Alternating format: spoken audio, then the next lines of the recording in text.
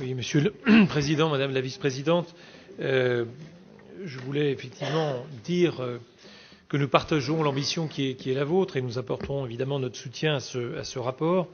Ma question avait davantage à voir avec le sujet du financement, puisque des annonces nous sont faites. Nous ne savons pas de quelle manière est-ce que ces choix à venir s'inscrivent dans une programmation pluriannuelle des crédits. Nous ne savons pas si, évidemment, ces dépenses seront financées par l'emprunt ou par un autofinancement de la collectivité. Mais mon intervention portait davantage sur la question de la taxe de séjour et la taxe additionnelle départementale. C'est un sujet qui nous a souvent animés et qui nous anime au sein du conseil d'administration d'un tourisme, avec, vous le savez, l'idée d'un fléchage donc sur la dépense touristique de ces recettes. Je pense qu'il y a une ambition à avoir dans ce schéma qui est en tout cas la pédagogie qui doit être faite à l'intention des territoires sur les vertus de cette taxe de séjour qui permettra de dégager des moyens dans des moments où les dépenses publiques sont contraintes et les recettes tout autant, eh bien effectivement de convaincre les territoires qu'ils doivent s'accompagner eux-mêmes.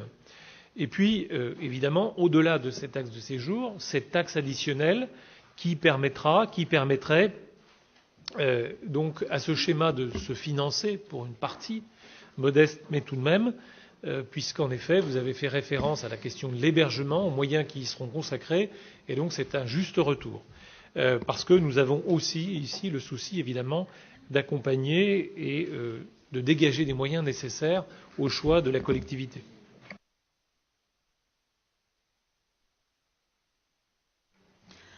Oui, Monsieur Greffet. Effectivement, cette taxe de séjour additionnelle fait souvent l'objet de discussions au conseil d'administration d'un tourisme.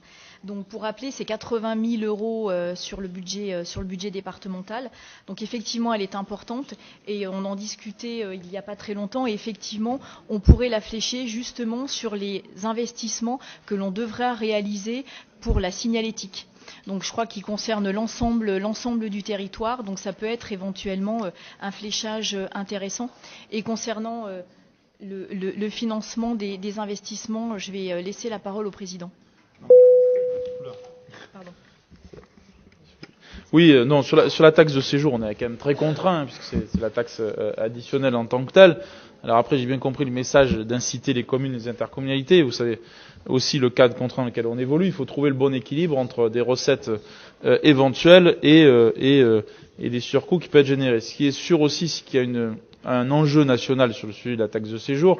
Je crois qu'il y avait un gros débat, notamment sur l'hôtellerie, entre les sites, notamment comme Booking ou autres, et les sites hôteliers classiques et autres. Je crois qu'il y a une réflexion à avoir. Je me souviens, mais c'est des lointains souvenirs, mais notamment de notre collègue Éric Woerth qui avait fait un certain nombre de propositions sur les évolutions de la taxe de séjour. Donc je crois qu'il y a effectivement une réflexion nationale à avoir, mais en ce qui nous concerne, c'est comme l'a dit Véronique, 80 000 euros, effectivement. Et puis en ce qui concerne les intercommunalités, il faudra en discuter éventuellement avec elles. En ce qui concerne le financement, d'abord quand même vous dire, une minute, parce que je salue effectivement le soutien qui est apporté à ce livre blanc.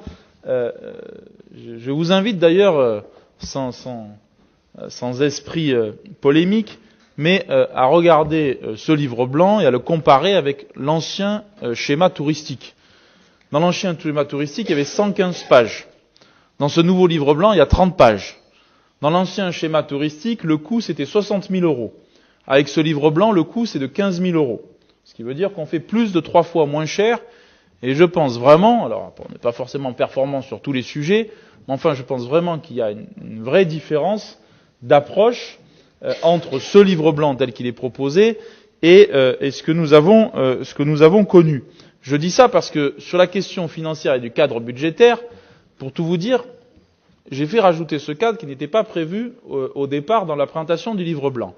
Et j'ai regardé ce qu'il y avait dans l'ancien schéma touristique. Et dans l'ancien schéma touristique, il n'y a aucun chiffre, aucun cadrage financier, aucun cadrage budgétaire, aucune hiérarchisation des priorités, aucun point faible d'ailleurs du département qui est mis en avant, comme si il fallait surtout se mettre personne à dos, et uniquement une discussion sur les acteurs du tourisme qui existaient en tant que tels.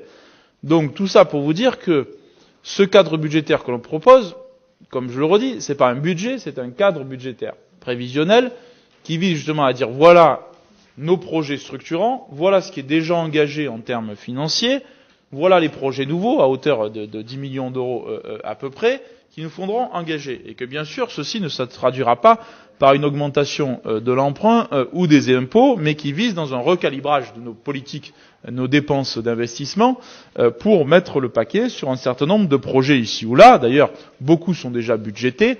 Ceux qui nous restent, je pense à Ambronay, je pense au projet 5 notamment et autres, ceux qui pour le moment ne sont pas budgétés en tant que tels, le musée de Nantua également, c'est la question de la plaine tonique, que là il faut qu'on ait une réflexion avec la région, puisque c'est un projet à 18 millions d'euros, donc c'est un projet lourd, où il faut qu'on ait une réflexion. C'est la question des cuivreries de Cerdon également. Et ensuite, ce qui va être budgété, mais c'est l'étude pour le moment sur Saint-Exupéry, nous sommes à la phase d'étude, et donc on verra ensuite, après la phase d'étude, si nous continuons ou pas le projet. Tout dépendra de l'opportunité. Il y a 2-3 projets comme cela qui seront en réflexion. Donc c'est pour ça qu'on vous propose un cadrage budgétaire qui me semble déjà très précis par rapport, enfin en tout cas très, très engagé par rapport à ce qu'on pourrait faire, et qui montre effectivement l'importance, je le redis, ces 20 millions d'euros qui sont consacrés à l'investissement touristique, c'est 40% du budget sur le livre blanc sur le tourisme, donc c'est un effort conséquent, et dedans il y a des choses qui sont déjà prévues, financées, d'autres qui feront l'objet de discussions annuelles et autres, mais globalement sur les surcoûts éventuels, c'est surtout la question du projet de la plaine tonique qu'il faudra qu'on rediscute, et des cuivreries. Sur le reste, on est quand même sur quelque chose qui est lissé dans le temps et engagé. Ce qui est important, c'est d'avoir une perspective pluriannuelle des choses et de s'engager là-dedans. Voilà. Et je le dis, notre volonté aussi, elle est qu'on ne soit pas que dans la réhabilitation. Je pense par exemple au Soieries Bonnet, ou je pense au musée de Nantua. Si on veut que tout l'argent que l'on met dans ces réhabilitations soit utile, il faut que la réhabilitation se traduise par une valeur ajoutée supplémentaire. Je crois que ça, c'est quelque chose d'important, parce qu'on a l'impression sinon de mettre beaucoup d'argent dans les bâtiments, dans la rénovation. En plus, on a les sujets d'accessibilité, comme vous l'avez dit, qui sont transversaux. Donc voilà, il faut qu'on profite de ça. C'est ce qu'on a appelé la mise en tourisme dans le schéma. La mise en tourisme, c'est justement la valorisation des différents sites et autres, et qu'on ne soit pas uniquement, parce que des fois, c'est malheureux, mais il suffit de rajouter 30 000, 40 000 ou 50 000 sur un truc pour qu'on passe d'une réhabilitation simple d'un bâtiment à une vraie mise en tourisme d'un bâtiment. Et c'est quand même pas la même chose entre une réhabilitation simple et une mise en tourisme. C'est un peu l'objectif de ces projets que nous accompagnerons plus ou moins fortement en fonction des acteurs, des partenaires, de ceux qui participeront. Vous avez tout à l'heure cité le commissaire de Massif. Voilà, c'est un acteur important dans le développement de la politique touristique à l'est du département. Voilà, donc on a un certain nombre de sujets comme cela. J'ai encore Monsieur